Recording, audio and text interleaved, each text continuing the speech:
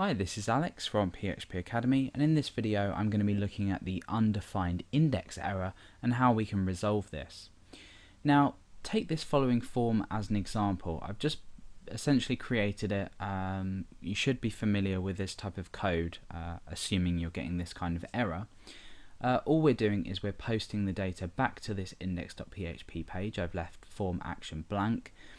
And we have a form field here which is type text with the name something, so we can use PHP to grab that value. And then we have a submit button. So in the browser this is what it would look like. We would essentially type something into here and click submit, and that would post that data back to that page because we have our method set as post. Now let's say we wanted to echo out this value just up here. We could of course just say echo $_post. And then in square brackets we can access the variable that we want to retrieve from this form, and in this case it's the variable named something. So let's go over to our browser and just take a look at what happens here. I'm going to go ahead and I'm going to type Alex and click submit.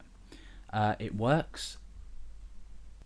However, this is because this post variable that we've created here, or accessed here, called something, actually contains a value. Now what happens if we just go onto the page as we saw before, but this doesn't contain a value? So I'm going to go ahead and refresh the page. Now you can see that we've got a notice here, which isn't strictly an error. It's not like a parse error or anything, but we do have a notice here that can be quite ugly to users. So we've got notice undefined index something. So something is obviously the variable name that we're attempting to access, but because this value here is not actually defined, and by defined I mean that this form hasn't yet been submitted, we're assuming that this value already exists. Now because the value doesn't exist already, this means that we have this error thrown back at us. So what we need to do is we need to incorporate a way of checking if this value actually exists before we start to echo it out to the user. So what we're going to go ahead and do is get rid of that line entirely, and we're going to start fresh, but we're going to use an if statement this time. And what we're going to be doing is we're going to be using the isSet functionality that PHP provides.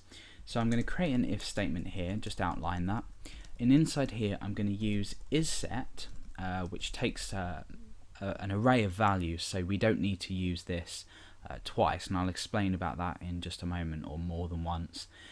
We essentially then inside of this put $_post something as we did before. So now that we've done this, we've actually checked for this specific value being set inside of our form, because isSet will return true if this value has been set, or false if it hasn't. So we could include equals equals true at the end of this, but it's not entirely necessary. So now what we can do is we can go ahead and echo out $_post and then something inside of there.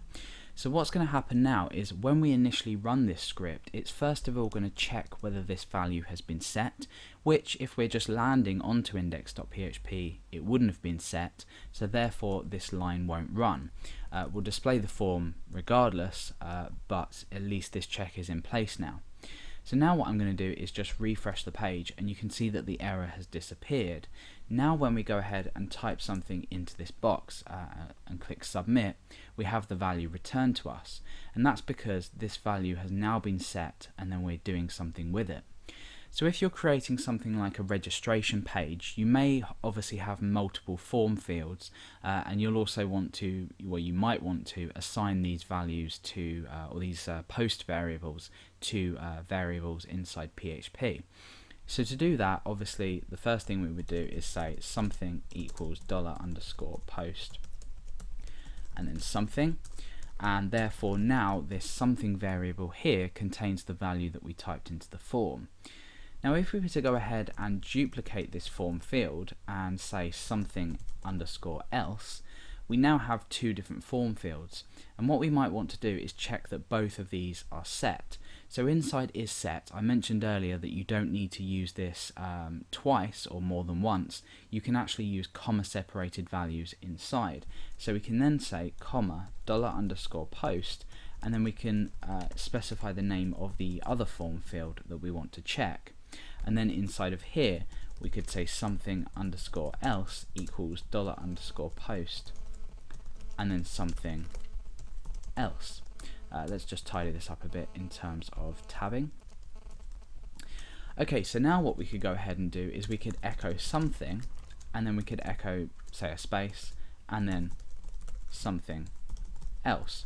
And what we've done here is we've checked both of these values that they exist, and then we're reassigning them to variables inside of this if statement, and then we're echoing out. So this might be some kind of registration process, or you might just be taking text that you want to output back to the user. So I'm going to go ahead and just refresh the page. Notice that we don't have any errors. If we were to say omit this first one here, or this second one, sorry, here, you'll notice that we'll get an error for, let's just refresh. Oh no, we haven't. Oh, okay.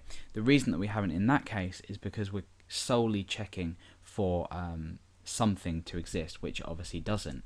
In this case, if I was to go ahead and just type something into here, and then something else into here, and click submit, they're both set, but if I was to go ahead and say Alex and click submit, it works again. Now this brings me on to an interesting point, because what we could actually do is we could just check dollar underscore post and see if that's set, and therefore both of these values would automatically be set because they're included in the form. So let's go ahead and try that out. Let's type in two fields here. You can see that that works. When we just refresh the page on its own, okay, so it hasn't worked. Oh, well of course that was my mistake. It wouldn't have worked because we're trying to access these variables here inside of this post, overall post array here. So what we would need to do is define each one.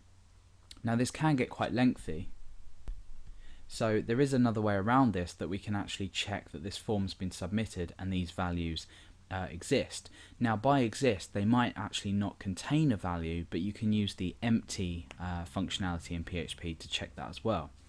So inside is set up here, what I'm actually going to do is I'm going to change this to the value inside of my form. Now you can either use the submit button, but I prefer to use a hidden form field. So I'm going to go ahead in here and specify an input type of hidden. The name of this is going to be submitted, and the value of this is going to be true. Now that doesn't really matter what you put in there unless you're actually checking the literal value, but what we can now do is say if is set post, and inside of here we can say submitted. And what this will do is once the form has been submitted, if this value here is defined, which it will be because it's included in our markup, then these values are automatically there because we've actually submitted the form.